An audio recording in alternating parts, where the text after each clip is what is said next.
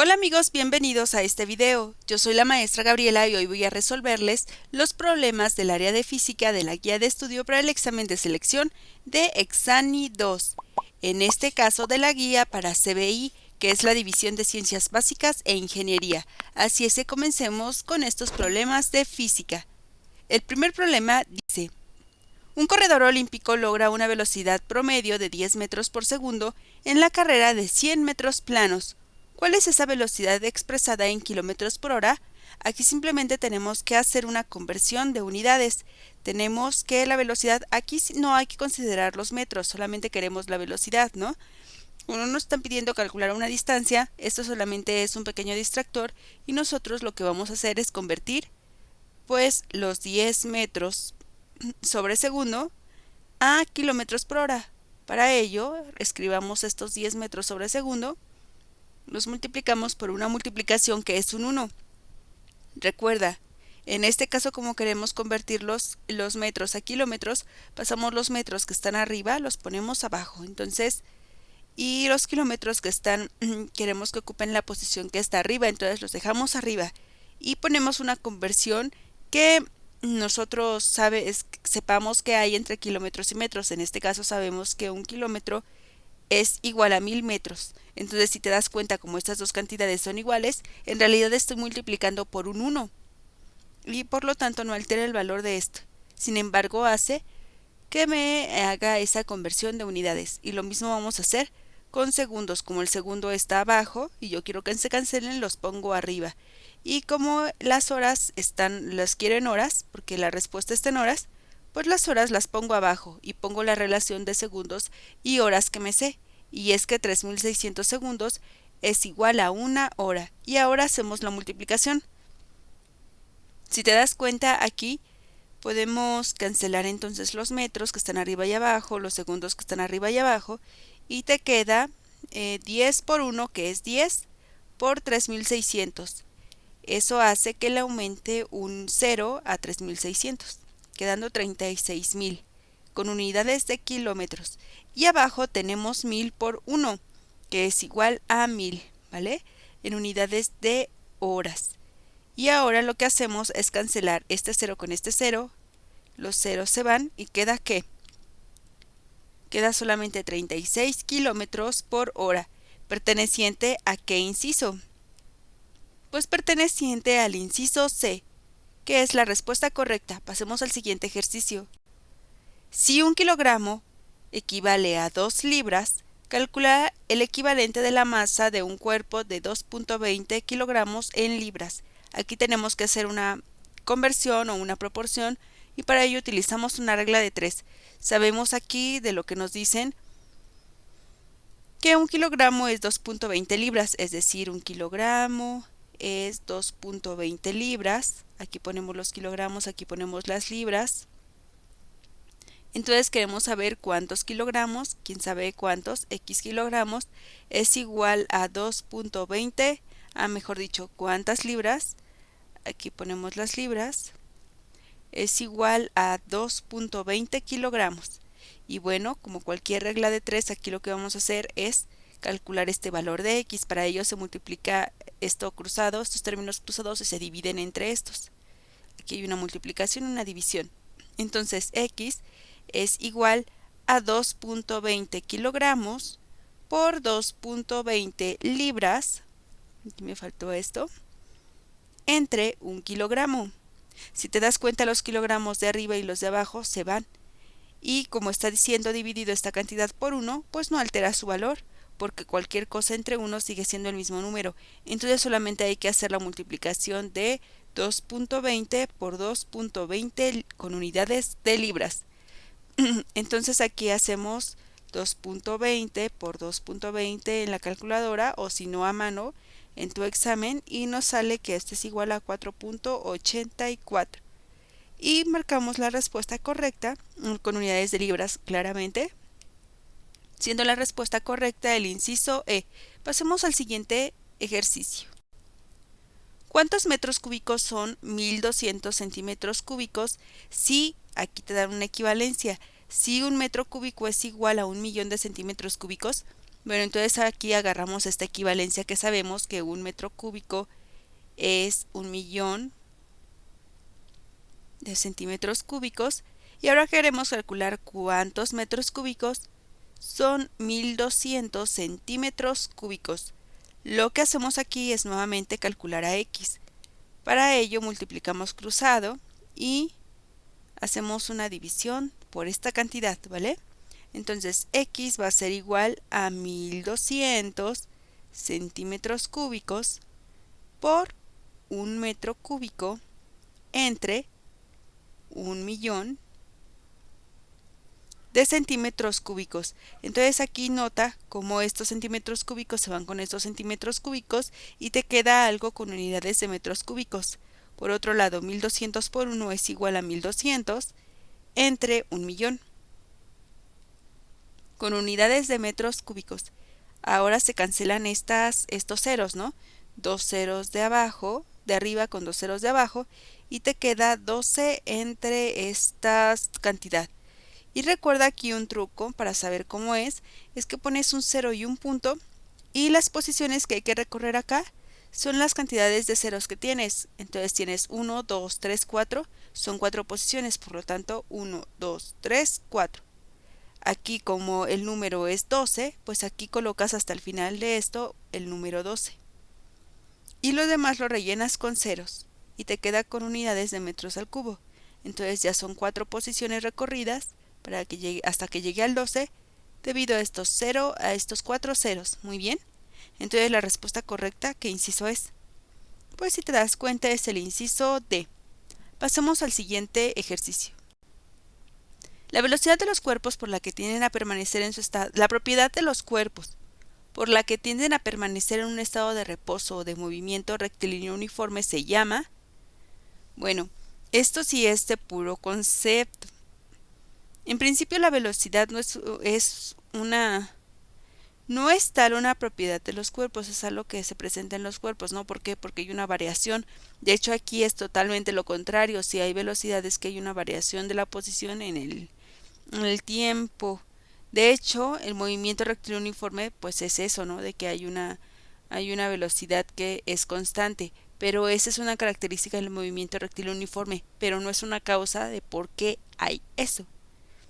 La inercia, pues ya sabemos que es justamente esta definición, por eso es de definición, porque la inercia es justamente la propiedad de los cuerpos que tienden a permanecer en el estado de reposo, movimiento rectilíneo uniforme hasta que llega algo y los cambia, ¿no? Por la primera ley de Newton. Entonces esta sería la respuesta correcta.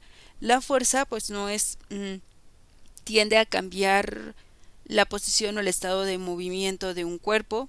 El equilibrio pues es una suma de fuerzas que se cancelan o se equilibran, entonces eso tampoco es. Y una aceleración es el cambio en la velocidad debido a una fuerza. O sea, esto es simplemente conceptual y debes de repasar tus conceptos para que todos los tengas claros. Entonces la respuesta correcta es el inciso B. Pasamos al siguiente ejercicio. Si un cuerpo cambia su velocidad de 8 metros sobre segundo a 16 metros sobre segundo en 4 segundos, su aceleración media es. Bueno, aquí hay que recordar en principio que la aceleración es igual al cambio en la velocidad entre el cambio en el tiempo. Aquí el cambio en la velocidad está dada por la velocidad final menos la velocidad inicial entre el cambio de tiempo. Y aquí en principio sería un tiempo final menos tiempo inicial, ¿no? Pero en este caso lo dejo así porque lo que nos dan es 4 segundos, o sea, el intervalo del tiempo en el que vamos a considerar esta aceleración. Y por lo tanto, delta t es igual a 4 segundos. Ya se hizo la diferencia y el resultado de esta diferencia entre tiempos es igual a 4 segundos. Bueno, ahora la velocidad final a la que llegó este cuerpo es esta. Y la velocidad inicial de la que partió es esta. Ten mucho cuidado en especificar o tener en claro cuál es la posición final e inicial. ¿Por qué? Porque la aceleración puede ser positiva o negativa. Si es negativa hay una desaceleración, o sea que pierde velocidad, y si es positiva aumenta su velocidad. Entonces hay que tener en cuenta siempre los signos, cuál es la velocidad inicial, cuál es la velocidad final. Bueno, ya que tenemos eso bien en claro, ocupamos la fórmula. La aceleración es igual a la velocidad final, que es 16 metros sobre segundo, menos 8 metros sobre segundo entre el cambio en el tiempo, que es 4 segundos. Aquí esperamos de hecho una velocidad positiva, porque si te das cuenta el cuerpo aumentó de velocidad, ¿no? Eso quiere decir que hubo una aceleración positiva. 16 menos 8 metros sobre segundos son 8 metros sobre segundos que se dividen entre 4 segundos. 8 entre 4 es igual a ¿cuánto? A 2. Y aquí tenemos, lo podemos dividir entre 1 esto y aplicar la ley del sándwich. Se multiplican los externos, que es metros por 1, que es metros, entre segundos por segundos, que son segundos al cuadrado, y quedan justamente las unidades pues de aceleración que ya esperábamos. Y al comparar con las respuestas vemos que el inciso correcto es el D. Pasamos al siguiente ejercicio. Un objeto de 1 kilogramo de masa se deja caer desde un puente. Aquí un objeto con velocidad inicial igual a 0 metros sobre segundo porque se dejó caer desde un puente con 1 kilogramo de masa, y su tiempo de caída libre es de 2 segundos, tardó 2 segundos en caer, ¿vale? Aquí hasta acá tardó 2 segundos. Luego otro objeto del doble de masa, o sea aquí 2 kilogramos, se deja caer en las mismas condiciones y su tiempo de caída es, ¿cuál es el tiempo de caída si este objeto pues tiene 2 kilogramos de masa? Aquí hay que recordar que la fuerza de gravitación atrae a todo por igual, es decir que no importa el peso de las cosas, siempre va a atraerlo con la misma G, con la misma aceleración. Independientemente del peso de las cosas, siempre lo atrae a las cosas, a los objetos con la misma aceleración, no con la misma fuerza, con la misma aceleración. Por lo tanto, como la atrae a la misma aceleración, quiere decir que este cuerpo va a ganar velocidad al mismo ritmo. O sea, por ejemplo, 9 metros sobre segundo al cuadrado quiere decir que va a acelerar o va a ganar 9 metros sobre segundo cada segundo. Va a aumentar su velocidad 9 metros sobre segundo cada segundo. Entonces, eso va a pasar para cada cuerpo independientemente de su peso, de su masa, perdón. Entonces, aquí los dos, como van a acelerar al mismo ritmo, pues el tiempo que tardan en caer va a ser lo mismo. Aquí, ojo, no estamos considerando resistencia del aire, porque estas fórmulas que tú obtienes en tu escuela y que se ocupan regularmente son sin considerar resistencia del aire. Por lo tanto, pues tomando esas consideraciones y todo eso conceptualmente, pues podemos, sin hacer cuentas, decir que el inciso correcto es la E, porque van a caer al mismo tiempo. Vamos al siguiente pregunta. Un objeto describe una curva circular recorriendo un ángulo de pi medios radianes en 2 segundos. ¿Cuál es su velocidad angular media? Bueno, aquí en primer lugar, aquí tenemos un círculo, recorre pi medios radianes, o sea, si pi es 180 grados, quiere decir que es media vuelta, ¿verdad? Pero si es pi medios, pues nada más son ¿cuántos? Pues espera que sea 90 grados, ¿verdad? Pi medios es 90 grados. Medio radian, que es la mitad de 180 grados. Bueno, y eso lo recorre en 2 segundos. Entonces aquí tenemos pi medios radianes, ¿vale? Ahora, por otro lado, hay que recordar que la velocidad angular, que regularmente se expresa por omega, que parece una W, es igual a teta, que es pues el cambio en radianes entre el cambio en el tiempo, entre el tiempo. Entonces, como tenemos que teta en este caso es pi medios, hay que hacer la división de pi medios radianes entre el tiempo, y el tiempo es el tiempo que tardó, y que en este caso es de 2 segundos. Entonces hacemos esta división. Aquí otra vez, a este lo dividimos entre 1 para que puedas hacer esta división sin equivocarte. Entonces multiplicas externos, pi radianes por 1, que es pi radianes, entre 2 por 2 segundos, que es 4 segundos, ¿vale? Y ya, obtenemos la respuesta correcta, que a cuál inciso pertenece. Muy bien, pertenece al C. Pasamos al siguiente ejercicio.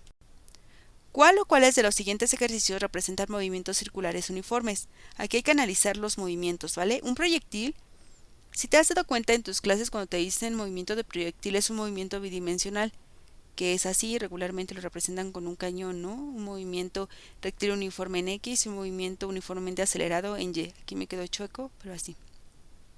Pero un proyectil no es un movimiento circular, de hecho no llega a completar la vuelta, si te das cuenta, se queda como a la mitad.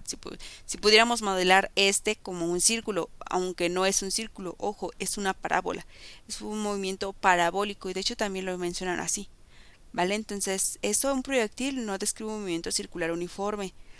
La opción 2 es el de la rueda de la fortuna. El de la rueda de la fortuna en algún momento podemos considerar que tiene un movimiento circular uniforme porque en primer lugar recorre una vuelta entera y luego si el que maquinista no cambia su velocidad pues puede ir manteniendo a la misma cuando pasa aquí al mismo ritmo esta velocidad de giro de la rueda de la fortuna, entonces ese sí es. Así es que el 2 sí es, el 1 no es.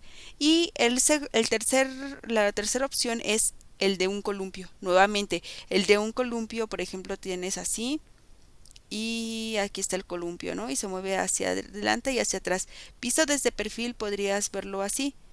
Y aquí está el columpio, aquí está la persona, quién sabe qué, aquí está. Y se mueve hacia acá y hacia acá. ¿Notas? Es un movimiento de un péndulo. A veces las personas suelen confundir el movimiento de un péndulo con un movimiento circular uniforme, pero no es así. ¿Por qué no es así? Porque en primer lugar no describe una vuelta completa. Este va y viene, hace este movimiento, pero no da una vuelta completa. Entonces tampoco es un movimiento circular uniforme. Es un movimiento periódico, sí tiene ritmo, sí cumple con ciertas características, pero no es un movimiento circular uniforme y por lo tanto la respuesta correcta solamente es aquel que tenga al 2, que es el inciso A. Pasamos al siguiente ejercicio. La gráfica de velocidad v contra tiempo para un objeto que se mueve con aceleración positiva constante es... Bueno, en primer lugar debemos de poner nuestros ejes para ir imaginándonos las cosas. Como nos dice que tenemos que graficar velocidad contra tiempo, ya sabemos que el tiempo regularmente se pone en el eje horizontal porque es la variable que está en movimiento, es la abscisa. Y a la velocidad o a la distancia o a la otra cosa que depende del tiempo se le pone en la ordenada. Bueno, ya que tenemos eso claro, la siguiente es que el objeto se mueve a una aceleración positiva constante. Bueno, aquí vamos a seguir este camino.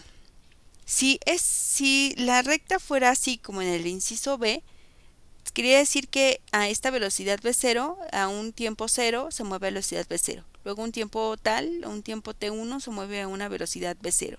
A un tiempo 2 se mueve a una velocidad v0. ¿Notas? O sea, aquí en realidad no hay aceleración, ¿verdad? Porque como las velocidades son las mismas, si se mueve un cuerpo a una velocidad constante, pues no hay aceleración porque no hay cambio en la velocidad y por lo tanto ese no describiría un movimiento de una aceleración positiva.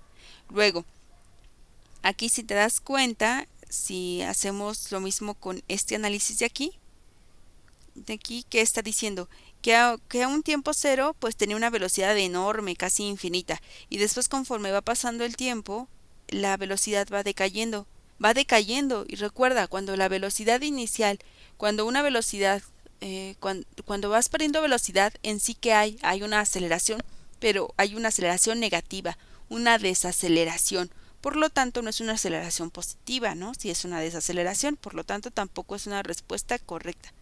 Pasamos al C. Obviamente voy a dejar al último la respuesta correcta para que pueda dar todo lo demás, pero el inciso C te dice aquí, por ejemplo, que es velocidad contra tiempo. Ve aquí como a un tiempo cero la velocidad es cero.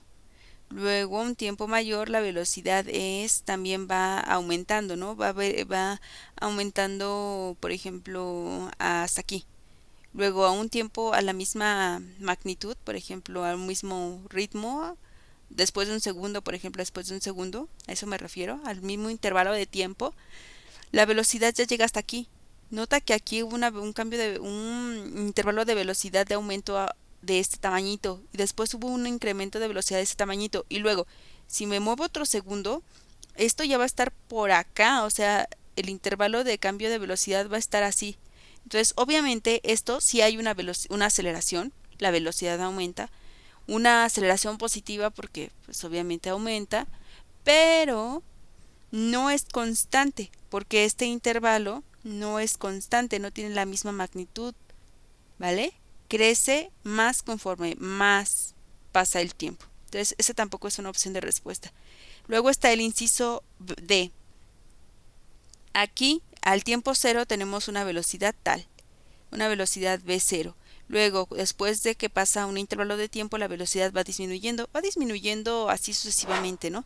Con una forma un poco circular, parabólica, por ahí, pero va disminuyendo. Eso ya nos habla de que hay una desaceleración o una aceleración negativa y por lo tanto incumple esto y no la podemos tomar como opción. Finalmente llegamos a la correcta, ¿no? Por cancelación, por reducción. Aquí observa cómo a un tiempo cero está aquí pues velocidad cero, luego a un segundo, aquí tenemos aquí el intervalo de velocidad de cambio es así, luego al mismo intervalo de tiempo tenemos que está por aquí y hay el mismo intervalo de velocidad, de cambio de velocidad, lo mismo hacemos otro tercer intervalo de tiempo, está por aquí y el cambio de velocidad sigue siendo constante, ¿notas? A eso se refiere con que hay una aceleración constante, porque hay un cambio de velocidad que se mantiene siempre fijo. Hubo aumento de velocidad constante, entonces este es el inciso correcto y que pertenece al E. Lo marcamos. Pasamos al siguiente ejercicio. La suma de la energía y la energía de un cuerpo se denomina energía. Aquí hay que completar la siguiente oración. Aquí, si te das cuenta, vamos a ver si tiene coherencia las 5 opciones que ponen. La suma de la energía eléctrica y la energía potencial de un cuerpo se denomina energía mecánica. No, ¿verdad? La energía mecánica ya sabemos que se refiere a la energía cinética y energía potencial. ¿Por qué? Porque la energía mecánica no tiene nada que ver con la energía eléctrica. Son dos tipos diferentes de energía. Vienen de orígenes diferentes, entonces no es por ahí. La energía mecánica, la suma de la energía mecánica y la energía cinética es la energía potencial, ¿no? ¿Verdad? Del teorema de trabajo, energía o a veces llamado nada más teorema del trabajo, sabemos que eso no es, ¿verdad? Que de hecho la energía mecánica es la suma de la cinética y la potencial. Entonces ahí no va. Seguimos con la C. La suma de la energía potencial y la energía mecánica es la energía cinética, pues algo parecido al inciso B, tampoco es, ¿no? Sabemos que la energía cinética es la energía mecánica menos la energía potencial, de hecho sería una diferencia. Estaría bien el enunciado si en lugar de suma fuera como alguna diferencia y cambiaran el orden de la mecánica por la potencial. La D es la suma de la energía cinética y la energía potencial de un cuerpo se denomina energía mecánica, pues esa es la correcta porque ya la había dicho anteriormente, la volvemos a marcar, porque las dos tipos de energía mecánica son la cinética y la potencial. Recuérdese también que mientras una aumenta, la otra disminuye por conservación de energía, de cualquier tipo de energía de hecho, pero en este caso de la energía mecánica.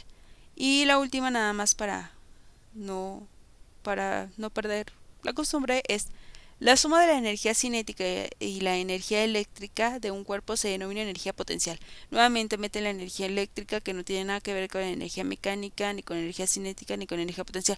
Bueno, no tiene que ver en cierto sentido, porque bien la energía eléctrica, pues también podría haber una energía potencial,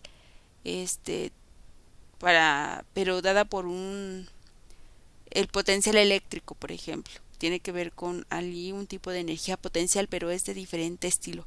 Entonces vamos a eliminar esa opción y nos quedamos con el D. Sigamos con el siguiente ejercicio. Debido a la inercia de los cuerpos, un bloque que se desliza sobre una superficie horizontal sin fricción, ¿qué pasa? Bueno, aquí hagamos un pequeño dibujo. Aquí tenemos una superficie, si nosotros tenemos algo que se va arrastrando, por ejemplo aquí está todo granuloso y todo eso, pues ¿qué pasa? Que si lo aventamos, llega un momento en el que se va a parar por el roce, ¿no? Porque la fricción actúa en el sentido contrario del desplazamiento, se va a parar, va a llegar a una velocidad final igual a 0. Sin embargo, ¿qué pasa si esto es una superficie sin fricción? Si ponemos aquí mantequilla y aquí tenemos un cuerpo y lo aventamos, está moviendo a una cierta velocidad y aquí, como no hay fricción, aquí no hay una fuerza que lo detenga. Entonces este se va a seguir moviendo, por algo que ya vimos anteriormente, se debe a una propiedad intrínseca, a la inercia, y también nos refiere un poco a la primera ley de Newton, que pues va a permanecer en esa velocidad a menos que llegue algo y lo perturbe. ¿Por qué? Porque como no hay fuerza de fricción, no hay una fuerza externa que esté perturbando pues esta propiedad intrínseca de ese objeto, y por lo tanto va a seguir moviéndose. Y la respuesta correcta es el D, porque conserva su estado de movimiento. Pasemos al siguiente inciso. Un objeto de masa m cuelga de una cuerda que ejerce una tensión T igual a mg entre 2. ¿Cuál es la aceleración del objeto? En este caso, pues la tensión es una fuerza, ¿no? Bueno, primero hagamos el diagrama. Aquí tenemos una cuerda que está tensionada por una masa, vamos a ponerlo así, con una masa m, y esta cuerda tiene una tensión igual a mg entre 2, donde m es la masa del cuerpo, g es la aceleración gravitacional, entre 2. Recuerda, como la tensión es una fuerza, pues también se puede aplicar de la segunda ley de Newton la expresión de ella, que es F, que en este caso es T, es igual a masa de ¿quién? Pues de esa masita, ¿no? De la masa de ese objeto de masa m que cuelga, m por a. Esta es la aceleración que queremos saber, ¿vale? ¿Y aquí a cuánto es? Si te das cuenta que da mg entre 2 igual a ma. Se cancelan las masas porque están de un lado y del otro de la ecuación, y queda que esta aceleración es igual a g entre 2, que pertenece a ¿qué inciso? Ah, no, antes de eso, hay dos incisos, aquí podemos quitar estas y queda hacia arriba o hacia abajo, ¿no?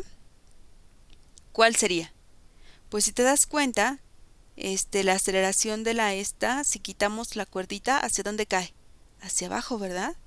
Entonces nos dice que la respuesta correcta es la E. No, si quitamos esta restricción, no habría una aceleración hacia arriba, ¿verdad? Obviamente no, porque esa aceleración, que es la que atrae la Tierra, pues está hacia abajo. Vamos al siguiente problema. Un vector tiene una magnitud de 3 unidades y otro perpendicular al primero tiene una magnitud de 4 unidades. ¿Cuál es la magnitud del vector suma o resultante de ellos?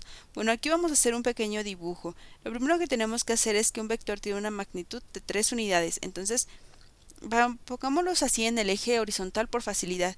Y podemos que esta tiene una fuerza igual a 3 newtons, 3 unidades. Voy a ponerle newtons porque en principio yo puedo utilizar las unidades que yo quiera. Incluso ponerle U de unidades si yo quiero.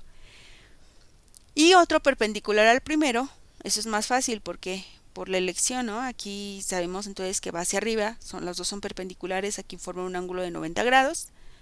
Al primero tiene una magnitud de 4 unidades, entonces vamos a poner que esta fuerza 2 es igual a 4 newtons también. No importan las unidades aquí. También puedo poner unidades, al final va a quedar un resultado en unidades. Yo quiero saber cuál es la magnitud de la suma o resultante de ellos. Bueno, aquí hay que recordar el método del paralelogramo. Vemos, si te das cuenta, a partir de un centro, por ejemplo, definimos un centro. Nosotros, por el método del paralelogramo o método a veces del triángulo, porque solamente necesitamos un triángulo, el resultante es la unión, pones que este centro coincida con 1, luego pones este vector y en la punta donde termina ese vector pones el otro, que es justamente con lo que estamos haciendo aquí. Y el resultante es el vector que va así. Y como nosotros queremos la magnitud, pues queremos calcular la magnitud de esta fuerza 3. Aquí si te das cuenta se forma un triángulo, entonces solamente tenemos que hacer, pues por teorema de Pitágoras, porque es un triángulo rectángulo, el cálculo de esta fuerza 3. Entonces, sabemos que la magnitud de esta fuerza 3 al cuadrado es igual a la suma de los cuadrados de las otras dos fuerzas, es decir, 3 al cuadrado más 4 al cuadrado. F3 al cuadrado es igual a 9, porque es 3 por 3 es 9, más 4 por 4, que es 16. F3 al cuadrado es igual a 9 más 16, que es 25.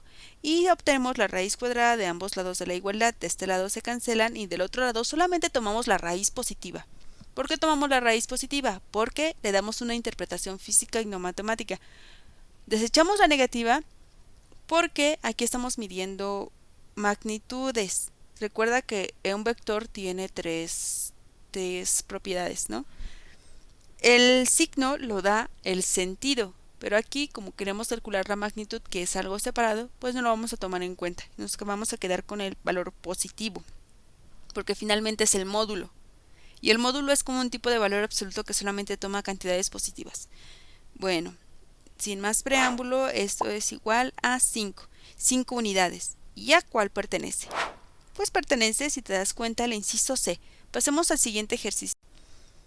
Al soportar un objeto por su centro de gravedad del objeto, bueno, aquí hay que tener en cuenta que aquí tenemos, por ejemplo, un objeto. Muchas veces te ponen en un libro que si tú agarras y cuelgas esto, lo pones así a rotar y pones una línea que trace por aquí y luego lo vuelves a hacer rotar.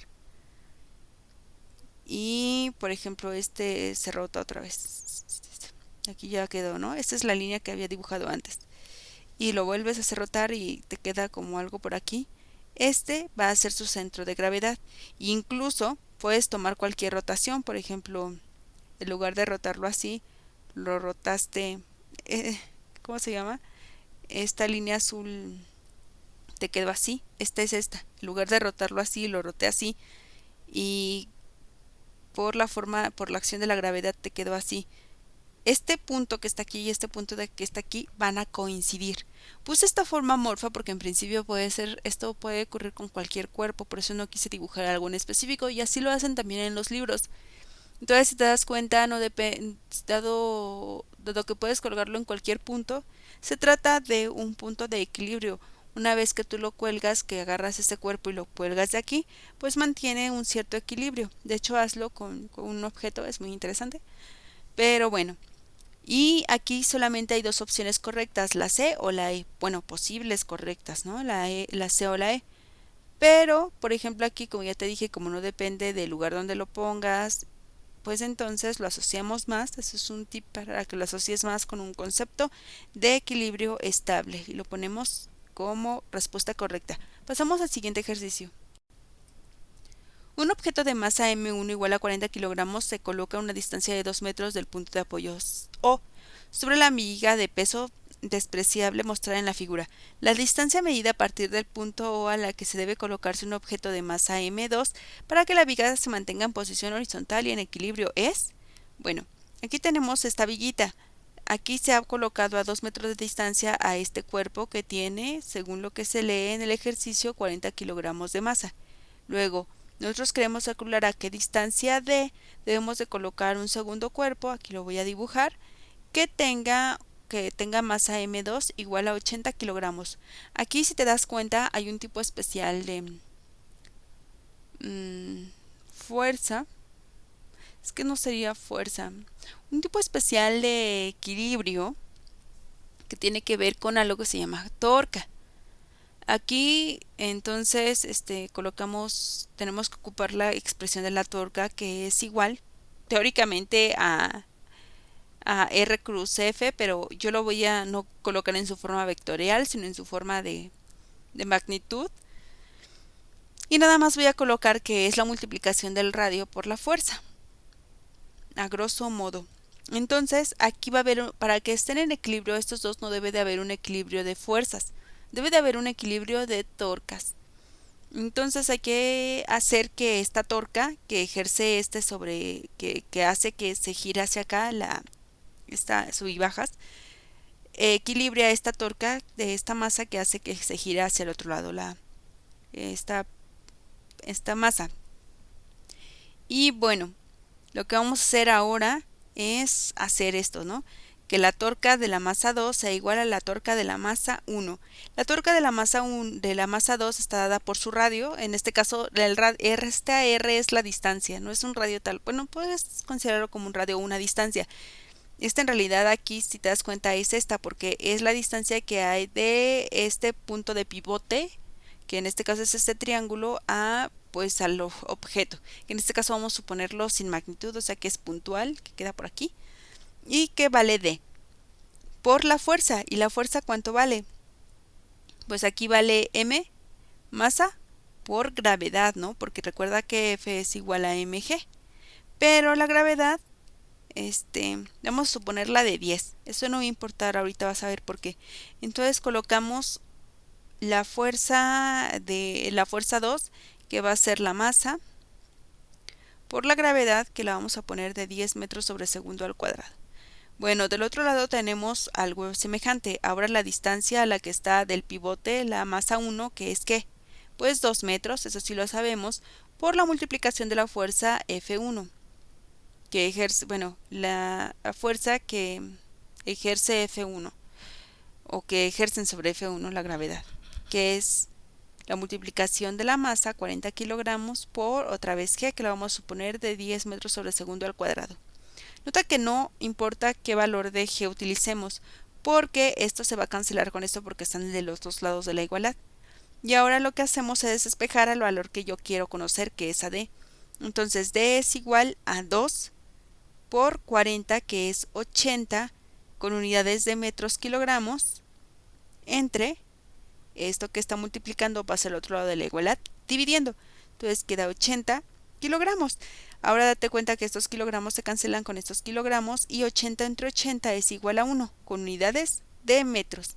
Entonces la distancia a la que hay que poner esta segunda masa de 80 kilogramos respecto a ese pivote es de 1 metro y que corresponde al inciso A. Pasamos al siguiente ejercicio. El centro de la masa del sistema de partículas mostrado en la figura está sobre el eje X a metros del origen o del sistema coordenado. Aquí queremos hacer algo semejante. Aunque, por ejemplo, aquí tenemos que utilizar esta fórmula que he colocado aquí. Esta es la expresión para encontrar el radio del centro de masa. Esta cm no es de centímetros, es el centro de masa. Sin embargo, al ser un sistema de una sola coordenada, porque está en X todo, solamente de estas dos expresiones para calcular a X y a Y, solamente vamos a ocupar a la de X, porque todo está sobre el eje X, si te das cuenta. Entonces, el X del centro de masa va a ser igual a M1, aquí hay una M1 y M2. En este caso no importa a que le nombremos, vamos a nombrarle a M1 como 1 kilogramo y a M2 con un valor de 2 kilogramos. De la misma manera, si esto es así, entonces X1 va a valer este valor, pero ojo, aquí tienes que considerar que aquí esta distancia es negativa, por lo tanto va a valer menos 1 metro. Este va a ser el valor de X1. Y X2, como es positiva porque al estar al lado derecho del 0, va a ser igual a 2 metros, ¿vale? Esto va a ser el valor de X2 y sustituimos estos valores. Déjame borrar un poco esto para poder sustituir. De hecho, podemos quitar este y esta para que... no, bueno, es que están unidas. Para que no nos moleste. Y sustituimos. X del centro de masa es igual a M1, que ¿cuánto vale? 1 kilogramo.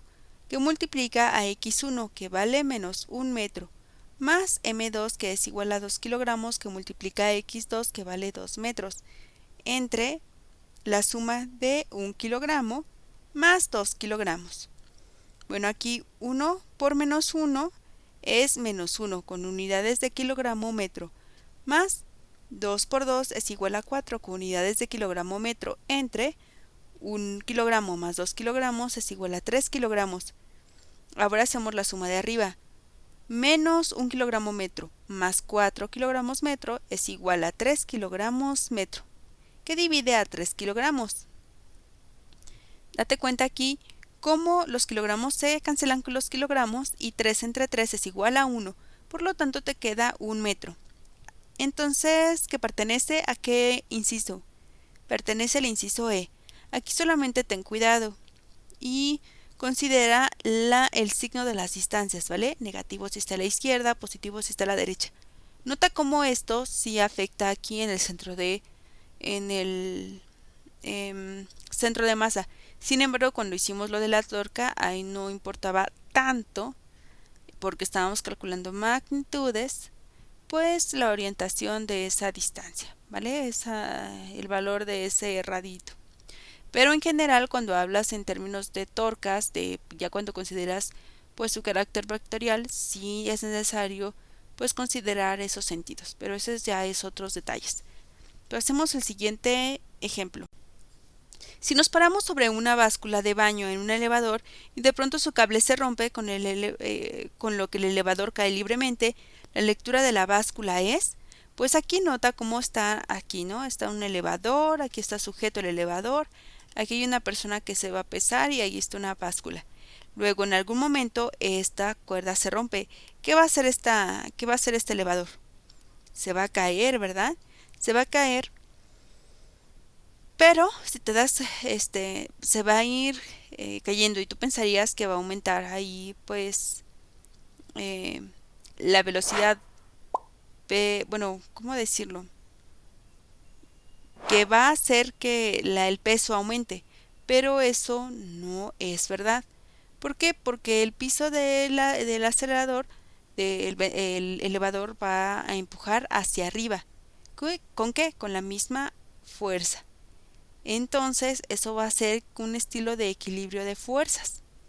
Nota cómo está abajo y arriba, y eso, cuando nosotros hablamos de equilibrio, pues lo relacionamos con una suma que vale ¿cuánto? Vale 0. Entonces, la respuesta correcta está en el inciso A. Vamos al siguiente ejercicio. El enunciado de la presión aplicada a un fluido contenido en un recipiente se transmite íntegramente a todas las partes del fluido y a las partes del recipiente. Eso está muy interesante.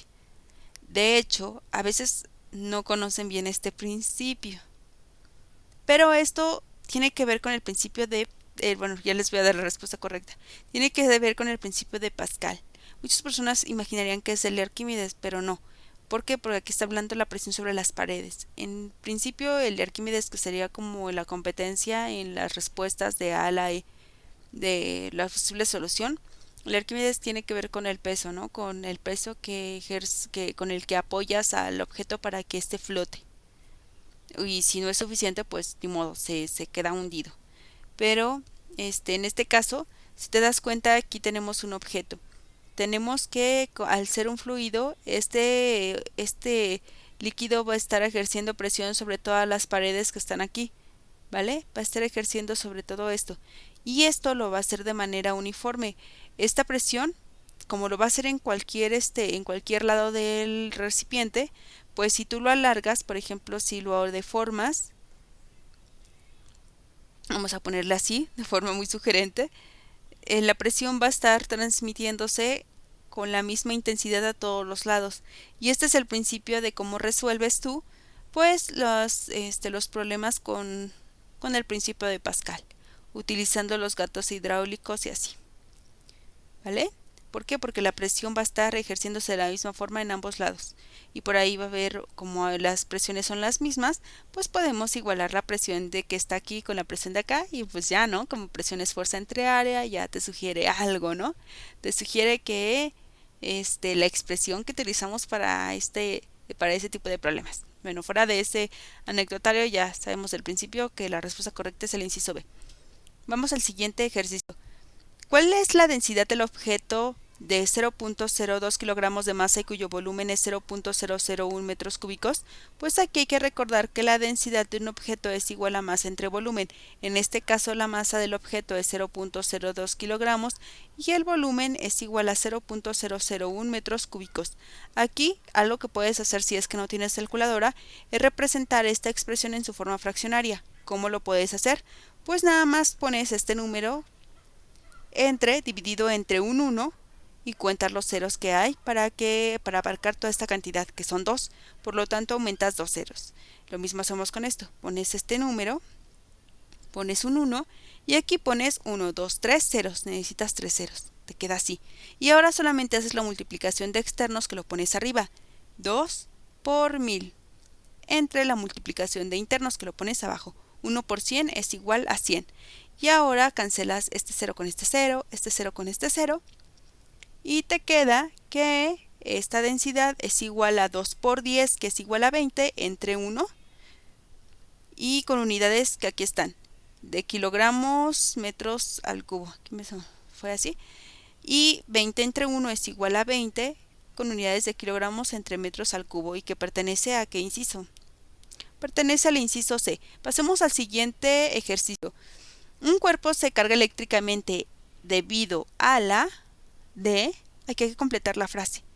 Veamos uno por uno. ¿Un cuerpo se carga eléctricamente debido a la transferencia de átomos? No, ¿verdad? Bueno, aquí hay que recordar porque como Aquí tenemos una superficie metálica. Sabemos que los metales tienen la característica de que tienen un solo electrón de valencia en su última órbita en el modelo más sencillo, que es el modelo de Bohr. Entonces, como tienen un solo átomo como electrón de valencia, eso hace que sea muy fácil arrancarlos y hacer que estos electrones se muevan. Entonces, al final, lo que tienes cuando hay una corriente eléctrica, que regularmente se utilizan metales, pues es porque debido a un potencial que tú le aplicaste, desprendes esos electrones que están en la última capa y estos se mueven fácilmente debido a que están en su último nivel energético y por lo tanto se requiere menos cantidad de energía para poderlo desprender, ¿vale? Al final se hace todo un cúmulo de electrones que se están moviendo. Es debido a eso. Entonces todo aquello que diga transferencia de átomos pues no es verdad. Los átomos siguen ahí, no se mueven, lo que se mueven son los electrones. Entonces descartamos desde el principio aquellos que son átomos y debido a que no son protones, porque los protones están aquí hasta el principio, que eso tiene que ver más con energía, con fenómenos nucleares, pues eso los dejamos de considerar. Pasemos al siguiente ejercicio. Veamos un poquito. Bueno, entonces quitamos de las selecciones a todo lo que sean protones y dejamos solamente a los electrones que están aquí. Y bueno, completamos. Solamente nos quedan dos opciones de respuesta que pueden ser correctas, que es el inciso B y el inciso E. ¿Cuál de ellos pues debemos de considerar como opción correcta? Bueno, aquí, por ejemplo, veamos cómo quedan las opciones de respuesta. Entonces queda generación. Un cuerpo se carga eléctricamente debido a la generación de electrones. Pues no hay en sí una generación de electrones, los electrones ya están. Lo que hay una transferencia, como dije, un fluido ahí de electrones que va recorriéndose, transfiriéndose, y eso es a lo que vamos a llamar carga eléctrica y que pertenece al inciso E. Pasemos al siguiente ejercicio. La carga total de un sistema cerrado C, pues aquí se refiere más a que tú conozcas sobre los teoremas o principios de conservación. Cuando tú tienes un sistema cerrado, por ejemplo, si tienes vamos a suponer un circuito eléctrico que está ahí y que en principio todo es súper eficiente, o bueno, aunque no fuera eficiente, está cerrado, aislado de todo lo externo, entonces esa carga total se va a conservar. Recuerda, la energía pues se conserva. Y vamos a poner el inciso C como respuesta correcta, ¿vale? La carga no se va a incrementar si es cerrado, la carga no se va a reducir, ni se va a perder, ni se va a destruir. Pasamos al siguiente. Dos placas metálicas se colocan como se indica en el dibujo. La placa superior está cargada positivamente y la inferior negativamente. Si hacemos pasar un electrón entre las dos placas, ¿cuál es la dirección de la fuerza eléctrica que actúa sobre el electrón? Bueno, aquí debes de considerar que dos cargas positivas, ¿qué pasa con ellas? Se repelen, ¿verdad? Y dos cargas negativas también se repelen. Mientras que cuando tenemos una positiva y una negativa, lo que pasa es que se atraen. Aquí vamos a ponerle así. Entonces se van a atraer, perdón. Vamos a colocarles una flechita así. Muy bien, ya con eso tenemos todo lo que necesitamos aquí. El electrón tiene carga negativa, por lo tanto, si esto es negativo y aquí abajo tenemos algo negativo, ¿qué va a pasar? Se van a repeler. Entonces esta particulita va a irse hacia acá. Por otro lado, si esta es negativa y esto es positivo, se van a atraer. Por lo tanto, esperamos que el electrón vaya hacia acá, ¿verdad? Muy bien, entonces se va a ir hacia arriba. ¿Y qué pertenece a qué inciso? Al A. Pasemos al siguiente. Una carga Q igual a un coulomb se encuentra a una distancia D igual a 0.1 metros de otra carga Q' igual a menos 2 coulombs. Calcula la fuerza eléctrica entre ellas. Considera que K es igual a esta cantidad, que es igual a 1, ¿no? Entonces, aquí tenemos la carga Q1 que vale 1 coulomb. Y aquí tenemos una carga Q' que vale menos 2 coulomb. Nota que como una es positiva y otra negativa, va a haber una fuerza de atracción entre ellas. y está a una distancia de igual a 0.1 metros. Entonces, lo que pasa es que tú debes de calcular pues la fuerza, ¿no? Queremos calcular la fuerza, que es igual a K, que en este caso, bueno, vamos a anotar la expresión. K por la multiplicación de las cargas entre la distancia que hay entre ellas al cuadrado. En este caso, F es igual a K, que vale 1, por la multiplicación de la primera carga, que es un coulomb, por la multiplicación de la segunda carga, que es menos 2 coulombs, entre la distancia que hay entre ellas, que es 0.1 metros al cuadrado. Aquí, como hay una fuerza de atracción, pues el signo de la carga va a ser negativa. 1 por 1 por 2 es igual a ¿cuánto? Pues igual a 2. Y coulomb por coulomb, bueno, aquí no vamos a considerar las unidades porque no consideramos las unidades de aquí. Y por eso nos va a quedar coulomb cuadrado, pero no es así. Y es porque no consideramos las unidades de el K. Ya sabemos que si es una fuerza va a tener unidades de newtons. Entonces hasta ahí entre pues 0.1 unidades al cuadrado.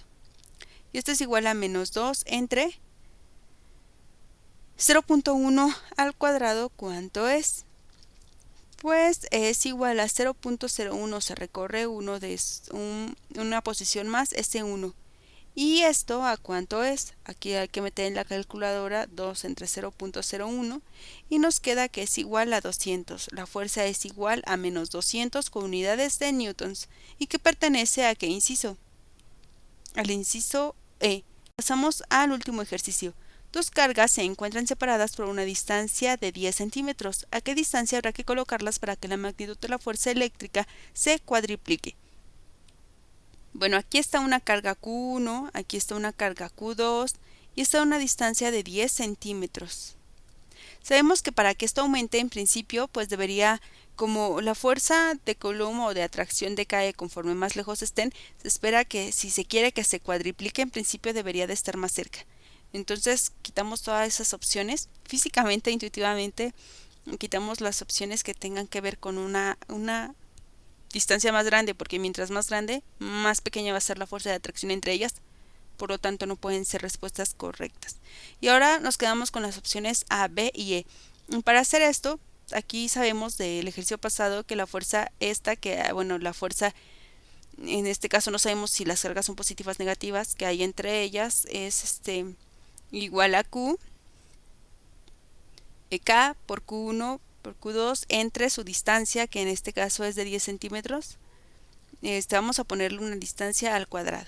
Por otro lado, para que se cuadriplique, aquí va a estar la misma carga Q1, la misma carga Q2 y aquí va a haber una distancia que no sé cuál es, ¿vale? Muy bien. Entonces, aquí esta va a estar una fuerza F2 que queremos que sea igual a 4 veces F1. Entonces es 4 veces K por Q1 por Q2 entre la distancia al cuadrado. Si te das cuenta esto, y por artilugios de las matemáticas podemos pasar eso a la parte del denominador de abajo. O sea, pasarlo como K, Q1, Q2 entre D al cuadrado entre 4. Por la ley del sándwich lo puedes comprobar. Y esto es igual a K, Q1, Q2 entre D entre 2 al cuadrado. Observa cómo factoricé el exponente 2 de la D y además 4 lo escribí como 2 al cuadrado, que es igual a 4. Es que no cambié su valor. Y por lo tanto observa cómo la distancia tiene que colocarse a la mitad, ¿no? Hay que colocarse a la mitad de distancia. Y como la distancia es 10, pues entonces hay que colocarlo a 5 metros cuadrados, a 5 centímetros de distancia cada una de las cargas, y que pertenece a qué inciso, al E, ¿verdad? Y bueno, eso es todo por mi parte, amiguitos. Espero que les haya ayudado mucho esta resolución de ejercicios de la guía de CBI de UAM, que son obtenidas de la guía de admisión para el 2021. No lo han actualizado, por eso en el principio pues aparece esa que es una portada vieja, pero es porque no la actualizan cada año, ¿vale? Muy bien, entonces ya sabes cómo estudiar, ya sabes en qué te debes de fijar, ya sabes cómo hacer ese tipo de ejercicios. Tú sigue practicando y cualquier duda, pues no dudes dejarlo en los comentarios. Yo me despido y nos vemos en la siguiente clase. Adiós.